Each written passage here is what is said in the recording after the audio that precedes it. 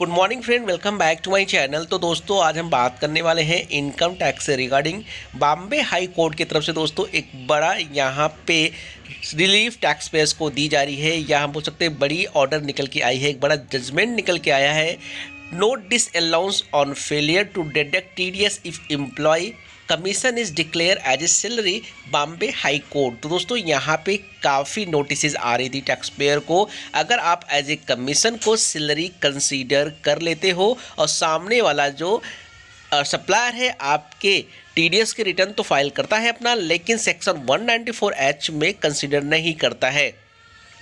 The Bombay High Court has held that the department cannot make disallowance under Section 40A(IA) of the Income Tax Act on the failure of the SEC to deduct TDS if employee commission is so as a part of salary income। आप commission को अगर salary दिखा भी देते हो, सामने वाले ने कौन से हेड में काटा है। अब दो तरीके दोस्तों यहाँ पे हो सकता है सामने वाले ने 194H में आपका टीडीएस काटा हो क्योंकि आपको कमीशन दिया हो, आपने सैलरी कंसिडर की है, तो आपको डिसअलाउ कर दिया जाएगा कि आपके 26AS में सेक्शन 194H रिफ्लेक्ट हो रहा है। एक ये रीज़न हो सकता है, या फ्रेंड ये भी हो सकता है कि आपने कमीशन को सैलरी में कंसिडर कर लिया, सामने वाले ने सैलरी के हेड में सेक्शन 192 के अंदर अपने रिटर्न को फाइल कर दिया है, टीडीएस के रिटर्न को, और आपके 26AS में 192 के अंदर भी दिख रहा है। तो इस केस में भी अगर आपका प्रॉफिट लॉस बैलेंस शीट मंगाया जाएगा, कमीशन उनको नहीं दिखता है आपके बैलेंस शीट में, आप सैलरी में डाल के रखे हो, तो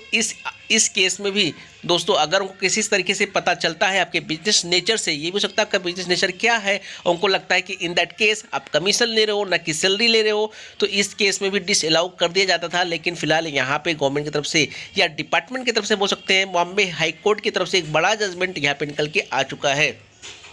Earlier, the assessing officer passed an order under Section 40A(IA) of the Income Tax Act by observing that the respondent या SEC had made a provision for commission for the chairman and the managing director of the company at the year end, but not deduct TDS under Section 194H Income Tax Act। यहाँ पे बोला गया है कि सामने वाले ने as a commission था, लेकिन 194H के अंदर इन्होंने इसको कंसीडर नहीं किया, मतलब एज ए कमीशन कंसीडर न करके सैलरी कंसीडर कर लिया है। तो इस केस में इस खर्चे को डिसअलाउ किया जा रहा था।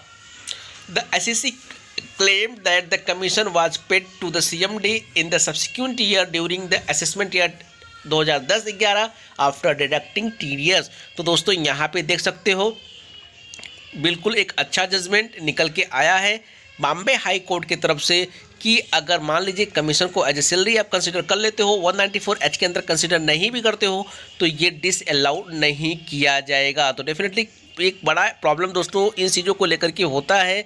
कभी कभी तो ऐसा होता है जिसके साथ आप ट्रांजेक्शन करते हो गलत हेड में भी डाल देता है, या तो फिर रिवाइज करना पड़ता है उसको टीडीएस का फॉर्म, टीडीएस रिटर्न को। तो यहाँ पे एक रिलीफ मिल सकती है, इस जजमेंट के थ्रू आप फाइट कर सकते हो। तो चलिए दोस्तों, मिलते हैं फिर नई वीडियो के साथ, तब तक के लिए जय हिंद, जय Bharat. Thank you for watching.